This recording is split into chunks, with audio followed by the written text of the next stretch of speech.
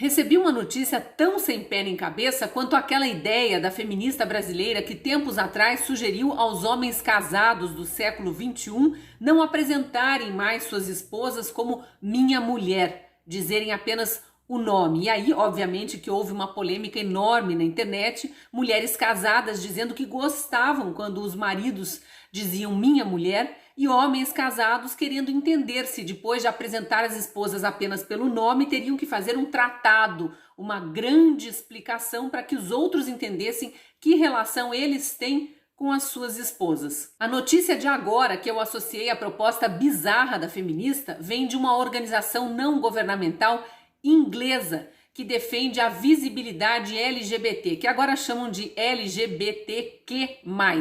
A ONG Stonewall sugeriu a empresas e a departamentos do governo britânico que não usem mais a palavra mãe, substituam por genitor que deu à luz. Tudo para não melindrar as mulheres trans. É cansativo isso, para dizer o mínimo, mas é importante que a gente fale sobre essas bizarrices que surgem, essas sugestões, porque é preciso revelar o quanto, ao invés de incluir, elas afastam essas pequenas comunidades do resto da sociedade. O quanto, a título de inclusão, elas geram afastamento, deboche e até mais intolerância. Eu sou a Cristina Grêmio, colunista da Gazeta do Povo, e nesse vídeo vou entrar mais a fundo nessa sugestão da ONG Stonewall. Por mais estranha que seja, a ideia da ONG britânica Stonewall de substituir a palavra mãe por genitor que deu à luz não é nova. Há poucos meses, um hospital também do Reino Unido elaborou uma cartilha da maternidade inclusiva para apoiar os homens trans, que são mulheres biológicas que, antes de decidir se assumir como homens, engravidaram, tiveram filhos, mas depois de mudar de sexo, não querem mais ser chamadas de mães, e sim de genitor que deu à luz. É bem confuso mesmo. Suponho que para poupar essas pessoas de qualquer constrangimento, o hospital optou pela tal cartilha, dando orientações a toda a equipe de obstetrícia para que parasse de falar, por exemplo, leite materno e passasse a usar leite humano. Mãe virou pessoa que amamenta, e várias outras mudanças na linguagem foram sugeridas. Inclusive a ala da maternidade teve o nome alterado para ala de serviços perinatais. Veja o absurdo: as pessoas que não se sentem confortáveis no sexo de nascimento e que optam por fazer terapia hormonal ou até uma cirurgia para mudar características do corpo e se sentir como se fossem do sexo oposto, elas são uma ínfima parcela da humanidade. Entre as pessoas que mudaram de sexo, algumas poucas se enquadram na condição de mulheres trans que querem ser mães. Não podem gerar filho, não podem amamentar, mas querem ser chamadas de mães. Ou então se enquadram na categoria de homens trans, que nasceram com corpo de mulher, por isso geraram filhos, aproveitaram que tinham útero e demais órgãos femininos, geraram filhos, amamentaram e depois optaram por assumir uma identidade masculina e por isso não querem de jeito nenhum ser chamados de mães. Ou seja, são uma minoria entre as minorias. Aí surgem essas propostas loucas que, para agradar esses poucos, desagradam a imensa maioria. Querem que a gente simplesmente jogue no lixo tudo que se refere à maternidade a título de não causar mal-estar com essas poucas mulheres trans que querem ser mães, mas não podem gerar filhos e aí ficariam melindradas, ou com os homens trans que foram mães, mas não querem mais ser chamados assim. Para incluir essa pequena minoria, provoca-se a exclusão de todas as mães do planeta. Não podemos mais falar leite materno, tem que falar leite humano. As mulheres grávidas não vão mais à maternidade, mas sim a uma unidade de serviços perinatais. Quer dizer, é uma desumanização geral a título de humanizar. A gente deixa tudo mais impessoal, genérico, sem importância para agradar uma pequena minoria que nem se enquadra na condição de mãe exatamente como é, né, a maternidade. Aí não dá nem para dizer que seria cômico se não fosse trágico, porque é só trágico, não tem nada de engraçado nessa história. Fico me perguntando se essas organizações que fazem sugestões absurdas nunca pararam para pensar que forçar uma mudança na linguagem gera desprezo pela causa, aumenta a intolerância, cria conflito em vez de estimular a aceitação. Mas não param para pensar na maioria da sociedade, na maior parte das pessoas, para olhar só para si mesmas.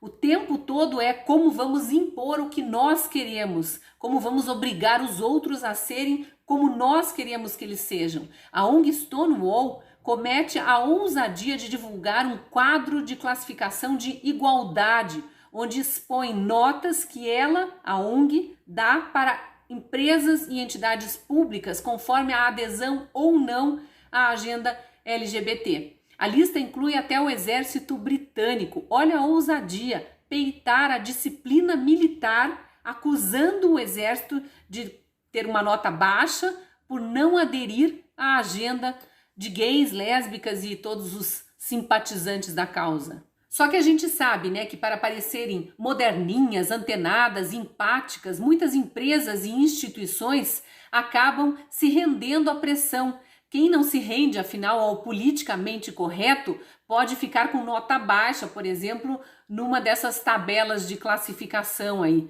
Os departamentos de marketing têm sido invadidos por essa temática e é muito difícil para os gestores, para os donos das empresas. Às vezes, decisões foram tomadas sem que o dono da empresa sequer soubesse. Quando ele se dá conta, precisa ser rígido, lembrar para os marqueteiros quem efetivamente manda no negócio. Só que a gente está vendo que muitas empresas já cederam à pressão, às vezes até através dos gestores. Veja o caso da marca de lingeries mais famosa do mundo, a Victoria's Secret, que acabou de anunciar a substituição daquele elenco famosíssimo de modelos, que incluía a brasileira Gisele Bündchen, por modelos acima do peso, tatuadas, ativistas ou até militantes da causa LGBT. Tem inclusive um ator indiano trans que se veste de mulher, vai fazer propaganda agora de calcinha e sutiã. A gigante do ramo de lingeries disse que fez isso, abriu mão das supermodelos porque optou por, abre aspas, uma parceria com um grupo de mulheres inspiradoras, incluindo ativistas e empreendedoras, para promover uma nova imagem da marca e dar forma à sua recuperação. Fecha aspas. Quando a gente visita o site da Victoria's Secret, já vê lá o ator trans, uma jogadora de futebol de cabelo curtinho e fisionomia masculina, uma modelo negra e outras mulheres que substituíram aquele elenco de supermodelos que era apelidado pela própria marca de Angels ou Anjos. Numa entrevista recente para o New York Times, um dos diretores da Victoria's Secret disse que os anjos não eram culturalmente relevantes. Na página da Victoria's Secret, na internet, a gente vê junto com as fotos dessas 7 novas caras que substituíram as Angels, a gente vê o recado: estamos orgulhosos de reunir um grupo incomparável de parceiros pioneiros que compartilham um objetivo comum para impulsionar mudanças positivas. O tempo vai dizer se as mulheres que são as clientes dessa marca se sentiram representadas por essa nova cara que a Victoria's Secret está dando para as modelos que expõem os produtos, né? Lingeries feitas para mulheres. Voltando à ONG Stonewall, além de sugerir a proibição do uso da palavra mãe, a ONG também quer que as pessoas adotem junto do e-mail, junto da assinatura do e-mail, os pronomes que devem ser usados para se referir a elas. É uma modinha que está sendo usada especialmente nos Estados Unidos. Junto com o nome, a pessoa coloca o pronome. Por exemplo, eu seria Cristina, she, her. Cristina, ela, dela, para deixar bem claro que eu me sinto mulher e quero que as pessoas se refiram a mim como ela e as minhas coisas como dela. E assim, com homens e mulheres dizendo o óbvio, quando um homem trans ou uma mulher trans anexassem ao seu nome, a sua identidade atual, o pronome oposto ao do sexo biológico, ninguém estranharia. Isso é ideologia de gênero, uma teoria maluca, inventada, que nunca foi comprovada cientificamente. Essa teoria de que a gente não nasce homem ou mulher, apenas vira homem ou mulher por uma imposição cultural, não existe, isso não é verdade, isso nega a biologia. Como disseram muitas postagens nas redes sociais, isso ataca a razão. Vejam o que disse o perfil Fatos e Notícias no Instagram. Lembrou que somos 7.874.000.000 de habitantes no planeta e perguntou quantos desses quase 8 bilhões nasceram de homens trans, ou seja, de mulheres que não se identificam com o seu sexo biológico, mas decidem engravidar, têm os filhos, só não querem ser chamadas de mães porque se sentem homens. Porque é disso que se trata toda essa discussão.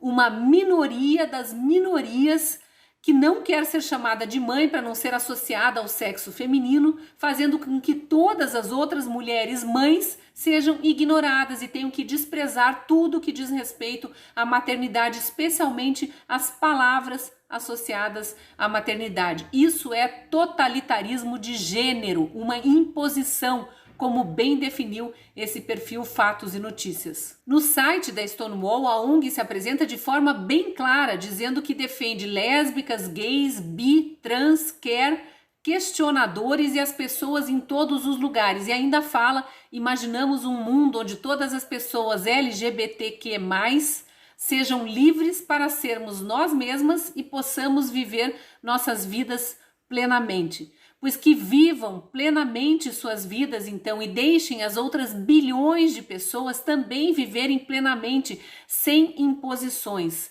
A aceitação se conquista, assim, se apresentando aos outros como a ONG fez ali no site, de forma clara, de forma respeitosa, e não com tirania. E você, acha justo a gente ter que abolir do vocabulário as palavras mãe, maternidade, o termo leite materno e tantas outras? Acha certo essa imposição de uma nova linguagem neutra, impessoal?